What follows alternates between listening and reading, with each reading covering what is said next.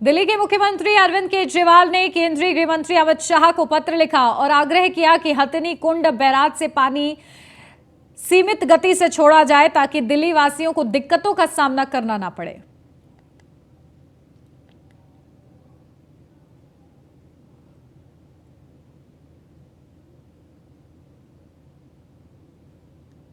दिल्ली यमुना नदी उफान पर है। सेंट्रल वाटर कमीशन का अनुमान है कि रात 10 से 12 बजे के बीच 207.57 मीटर तक यमुना का जलस्तर पहुंचेगा, जो दिल्ली में यमुना का अब तक का रिकॉर्ड जलस्तर होगा।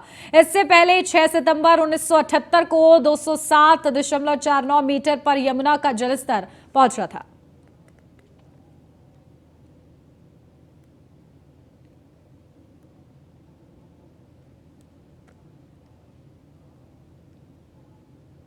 दिल्ली के नॉर्थ ईस्ट में बारिश के बाद बाढ़ जैसी स्थिति पैदा हो गई है। वहीं मानवता के साहसिक कार्य के लिए टीम पीएम सोनिया विहार को बधाई दी गई है।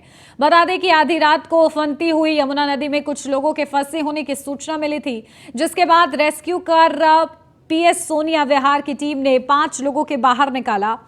तो वहीं पुलिस टीम ने एक डॉगी को भी सकुशल बाहर निकाला है।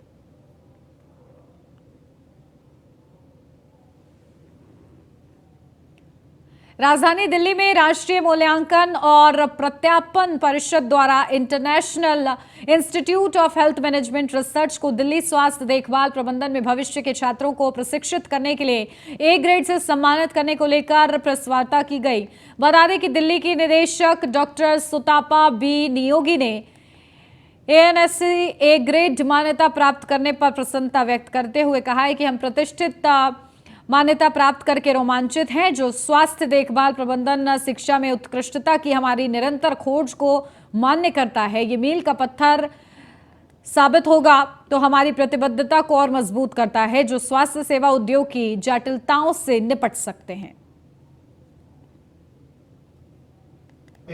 जहाँ जिनके हेल्थ प्रोफेशनल्स को हम लोग ट्रेन कर चुके हैं, उसमें हमारे पड़ोसी देश जैसे म्यांमार हो गया, भूटान, श्रीलंका, अफगानिस्तान, देन बांग्लादेश। उसके बाद हमने WHO के साथ मिलकर तैमूर लिस्ते में ट्रेनिंग की। हमारा इंटरनेशनल टाई अप है मैकडॉल यूनिवर्सिटी के साथ, थाईलैंड। उनके साथ मिलकर पिछले साल 2 ट्रेनिंग की हमने। तो हमारे फुटप्रिंट्स सब इंडिया के बाहर है, इसीलिए हम लोग इंटरनेशनल अपने वो कहते हैं कि नाम को चितार्थ कर रहे हैं हम लोग। तो ये हमारा रिसर्च ट्रेनिंग एकेडमिक्स में हमारे पास अभी 5 कोर्स है जो चला रहे हैं हम। पहला है post graduate programme in health and hospital management, जो कि 2 साल का रेगुलर प्रोग्राम है, AICTE अप्रूव्ड। फिर हम चला रहे हैं फेलो प्रोग्राम इन मैनेजमेंट, जो कि आप कह सकते हैं कि PhD के इक्विवेलेंट है। अभी तीसरे बैच के लिए हम एडमिशन लेंगे, ये भी कोर्स हमारा AICTE अप्रूव्ड है। तीसरा जो इसी साल हमें AICTE से अप्रूवल मिला वो है post graduate certificate programme in management with specialisation in logistic and supply chain.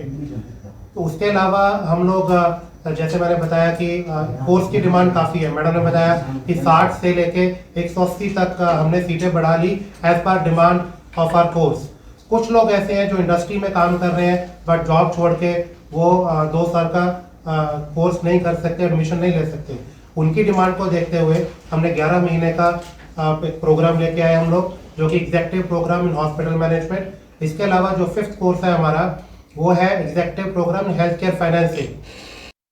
Research है, ट्रेनिंग है, बच्चों की क्वालिटी, फैकल्टी की क्वालिटी, किस तरह से पढ़ाया जाता है, टीचिंग लर्निंग का क्या आपका किस तरह से बच्चों को क्या टीचिंग पैडागोजी है, तो ये सबको बताया जाता है। उसी का आंकलन करने के बाद नैक ने हमें A ग्रेड दिया है। सर, ये अचीवमेंट मिलने के बाद एक इंस्टीट्यूट और वहाँ पढ़ने वाले बच्चे, वहाँ फैकल्टी, कितनी बड़ी बात होती है इनके लिए? नहीं, ये सच में हमारे लिए बहुत ही गर्व का विषय है। तो इसमें बच्चों का और इंस्टीट्यूट का दोनों का फ़ायदा है। बच्चों के लिए जो एक उनकी क्रेडिबिलिटी होती है वो बढ़ जाती है। अच्छा, उनको प्लेसमेंट में हेल्प मिलती है। ये अश्योर किया जाता है कि बच्चों को ये कंफर्म हो जाता है कि यहाँ हमें क्वालिटी एजुकेशन मिल। दिल्ली के दक्षिणपुरी वार्ड 164 में आम जनता कूड़े और गंदगी से परेशान है। इलाके में साफ सफाई ना के बराबर है, जिससे आम जनता बेहद परेशान है। गंदगी के कारण घरों में बच्चे अक्सर बीमार रहते हैं। नालियां बेहद गंदी और बदबूदार हैं। लोगों का कहना है कि उनके वार्ड में सफाई कर्मी ना तो साफ सफाई करते हैं, ना ही कोई झाड़ू लगाते हैं, जिससे उनके घरों तक गंदगी रहती है। वहीं कुछ लोगों का कहना है कि मौजूदा पार्षद भी इस ओर ध्यान नहीं देते हैं।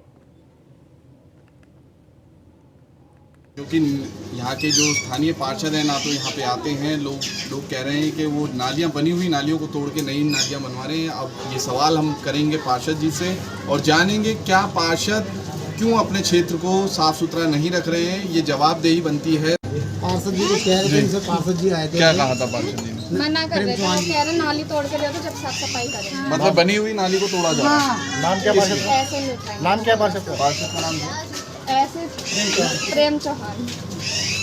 आप क्या कहना चाह रहे थे? हम तो ये कहते, मैं भी यहाँ सुभाष कैंप का निवासी हूँ। मैं भी यहाँ पे काफ़ी टाइम हो गया, यहाँ पे 45 साल मुझे लेते हुए। जब से ये हमारे जो पार्षद जी हैं प्रेम चौहान जी, जब से यहाँ पे आए अपना वोट के लिए यहाँ पे चक्कर मारते, उसके बाद तो भी दर्शन ही नहीं होते। जब से गंदगी भी बहुत हो गई है, जब से ये आए हैं और तो आप देख ही रहे कूड़ा कितना जमा हुआ है। आप क्या कहना चाहेंगे इस मामले पे? मैं ये कहना चाहूँगा कि यहाँ पर वोट लेने के लिए प्रेम चौहान जी आते हैं। उनका ये दायित्व बनता है कि जनता की सेवा करना, जनता के बीच में खड़े होना। जिस तरह से मत मांगने के लिए आते हैं, वोट मांगने के लिए आते हैं, तो हम चाहते हैं कि हमारा पार्षद आए, यहाँ लोगों के बीच में आए, लोगों की समस्याएं सुने और यहाँ पर बेहतर तरीके से काम करवाए। दिल्ली के मंगोलपुरी में अवैध रूप से चल रही पार्किंग के एवज में 50,000 रिश्वत मांगने के आरोप में सीबीआई ने मंगोलपुरी थाने में तैनात 2 पुलिसकर्मियों को पकड़ा है। शिकायतकर्ता ने सीबीआई में पुलिसकर्मियों के खिलाफ हर महीने 50,000 की मंथली शिकायत दर्ज कराई थी, जिसके बाद आज के बाद मंगलवार शाम सीबीआई की टीम ने मंगोलपुरी इलाके में छापा मारकर कार्रवाई की है। सीबीआई की रेड पड़ने के दौरान मंगोलपुरी इलाके में भीड़ एकत्र हो गई, जिसके बाद पूरे इलाके में हड़कंप मच गया। यह स्थिति वहां की बताई जा रही है।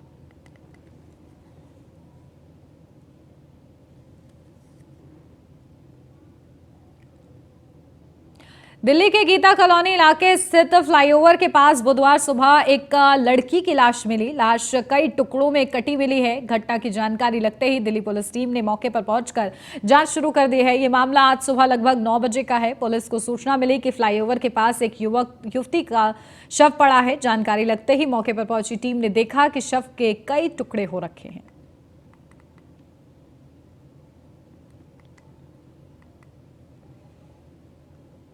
दिल्ली के राजपार्क थाना इलाके के मंगोलपुरी में गिरा मकान का छज्जा। काफी जर्जर और पुरानी हालत में था मकान।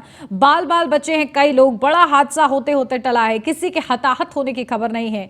मेन सड़क पर बना हुआ है मकान और इसी मकान में चल रही थी कुछ दुकानें, जहां एहतियात के तौर पर सभी दुकानों और मकानों को खाली कराया गया है। स्थानीय पुलिस ने सड़क पर मकान के आसपास बैरिकेडिंग की है।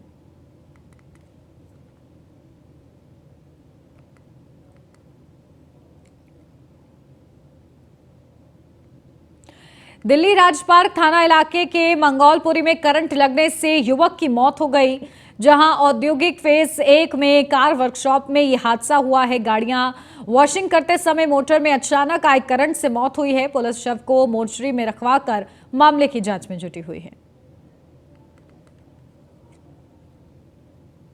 सर 15-20 दिन से जानता हूँ। अभी लगा था, उनको करंट लगा तो उन्होंने चिल्लाई कि प्रेशर बंद कर दो, करंट आ गया। तो प्रेशर लेके वो गिर गए पीछे के साइड। मैंने देखा तो मैं छुटाने गया तो छुटा नहीं पाई, करंट आ रहा था, मैं दूर रह गया, प्रेशर बंद कर दिया।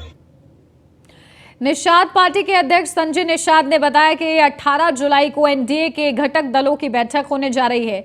मैं भी बैठक के मौजूद रहूंगा, अपनी बातों को रखूंगा। उनसे खास बातचीत की है हमारे न्यूज़ 1 इंडिया के संवाददाता ने, आपको सुनवाते हैं। 18 जुलाई को दिल्ली में एनडीए की घटक दलों के साथ एक बड़ी बैठक होने जा रही है। हमारे साथ बातचीत करने के लिए उत्तर प्रदेश सरकार में मंत्री संजय निषाद जी हैं।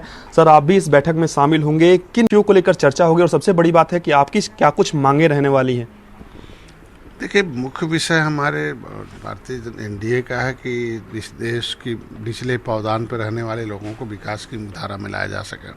देश को आज़ाद कराने वाली जातियाँ जो क्रिमिनल ट्राइब्स एक्ट से प्रभावित हैं, जिनको 193 जातियों ने देश को आज़ाद कराया था और उजाड़ा था कानून बनाकर क्रिमिनल कास्ट घोषित करके, ऐसे लोगों की जो क्रिमिनल ट्राइब्स एक्ट की इंक्वायरी कमेटी का रिपोर्ट है जो पिछली सरकारों ने से कूड़ेदान में डाल दिया था, पंथा सेमेनेंगर criminal tribes act inquiry committee 1949-50, जिसमें 74 टाइप्स के जो उसमें उनको व्यवस्था देकर उन्हें विकास के मुद्दा, तो ऐसे तमाम मुद्दे हैं, राष्ट्रवाद के मुद्दे हैं कि जो पिछली मुगलों अंग्रेज़ों ने जिससे हमारी भारतीय संस्कृति को नष्ट कर रखा था उसे फिर से पुनर्स्थापित कर सकें और हर जाति धर्म को विकास की मुख्यधारा में लाया जा सकता है बिना भेदभाव के। तो इस पर चर्चा निश्चित रूप से होती है और चूँकि इलेक्शन के समय जीत बहुत महत्वपूर्ण होता है, तो ऐसे में जीत कैसे सुनिश्चित की जाए और उस पर रणनीति बनती है और मिलजुल कर, चूँकि एनडीए के घटक हैं हम हैं, जैसे अपना दल निषाद पार्टी, भारतीय जनता पार्टी उत्तर प्रदेश में और प्रदेशों में दूसरे और भी घटक दल हैं, तो एक छतरी के नीचे आते हैं तो निश्चित रूप से चर्चाओं में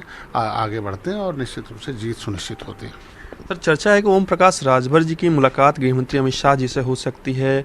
हालांकि उनकी ओर से कहा गया है, अरविंद राजभर की ओर से, कि किसी भी तरीके का अभी आमंत्रण नहीं मिला है। हालांकि तमाम केंद्रीय मंत्रियों से हम लोग पूर्वांचल के विकास के हित में मुलाकात करते रहते हैं। आपको क्या लगता है कि वो भी इस बैठक में शामिल होंगे? भैया, भारतीय जनता पार्टी बड़े भाई है, उनका काम है वो क्या करते हैं क्या नहीं करते हैं, लेकिन अगर भैया आते हैं तो हमारा स्वागत है। भैया आएंगे तो उनका भी मुद्दा हमारा मुद्दा है, वो भी क्रिमिनल ट्राइब्स एक्ट की इंक्वायरी कमेटी, हम दोनों आदमी मिलकर आरक्षण के मुद्दे को जो हमने निर्णायक दौर पर पहुँचाया था, उसको धरातल पर लाने में कामयाबी मिलेगी। सर, अगर हम बात करें तो आपका भी पूर्वांचल में काफ़ी वर्चस्व है, पकड़ है और निश्चित रूप से आपने भी भारतीय जनता पार्टी को काफ़ी मजबूत किया है और एक दौर था कि ओम प्रकाश राजभर भारतीय जनता पार्टी पर लगातार हमलावर रहते थे। आपको क्या लगता है कि क्या ज़रूरत पड़ गई कि ओम प्रकाश राजभर जी के साथ बीजेपी की नज़दीकियाँ इतनी बढ़ने लगी या वो नज़दीकियाँ बढ़ाने लगे? देखिए, हम लोग ऐसी ज़रूरत नहीं है, हम लोगों ने जो मेरी विचारधारा से सहमत हो, भारतीय राजभर भैया विचारधारा से सहमत थे, 2017 में थे, और अगर किसी कारण बस विचारधारा से हम सहमत थे नहीं, फिर विचारधारा से सहमत हैं, तो जो भी विचारधारा से हमारे सहमत हो वो उसका स्वागत होता है और कोई मजबूरी नहीं होती है, मजबूत होते हैं विचारधारा को मानने और उसे आगे बढ़ाने के लिए जो भी आता है उससे विचारधारा और मजबूती से हम लोग लागू करते हैं। तो एनडीए की अपनी विचारधारा है जो मैंने पहले बता दिया, उसे आते हैं तो लागू करने में आसानी होगी। एक आखिरी सवाल रहेगा सर, विपक्षी दलों की एक और बड़ी बैठक होने जा रही है। आपको लगता है कि तमाम विपक्षी दल अगर एक मंच पर आ जाते हैं तो भारतीय जनता पार्टी को चुनौती दे सकते हैं? देखिए, बटुरे जोगी मठ उजाड़ हैं। उत्तर प्रदेश में विपक्षी सपा और बसपा थी, 2019 में दोनों एक हो गए थे, आपने देखा होगा। जब उनके साथ में थे 2018 में इतिहास था, 2019 में वो दोनों अकेले हो गए और निषाद पार्टी 18% वोट लेके हम अलग है भारतीय जनता पार्टी के साथ आ गए। तो देख लीजिए, तो उससे बड़ा विपक्षी दल कौन हो सकता है जो 30 साल से सपा बसपा राज की हो। तो आज पूरे देश में जो विपक्षी दल हैं वो इस बात का इकट्ठा होकर प्रमाण दे रहे हैं कि हम किसी एक दल में ताकत नहीं है कि पूरे देश का राष्ट्र का नेतृत्व कर ले, केवल मोदी के अंदर ताकत है कि जो देश का नेतृत्व कर सके हैं, इसलिए वो सर्टिफिकेट देने के लिए इकट्ठा होते हैं और इसीलिए जनता सब जान रही है। धन्यवाद सर, हमारे साथ बातचीत करने के लिए। ये थे हमारे साथ बातचीत कर रहे थे उत्तर प्रदेश सरकार में मंत्री संजय निषाद, जिन्होंने न्यूज़ 1 इंडिया से तमाम सारे विषयों पर बातचीत की। वीडियो अतुल के साथ पीयूष तिवारी, नई दिल्ली। 18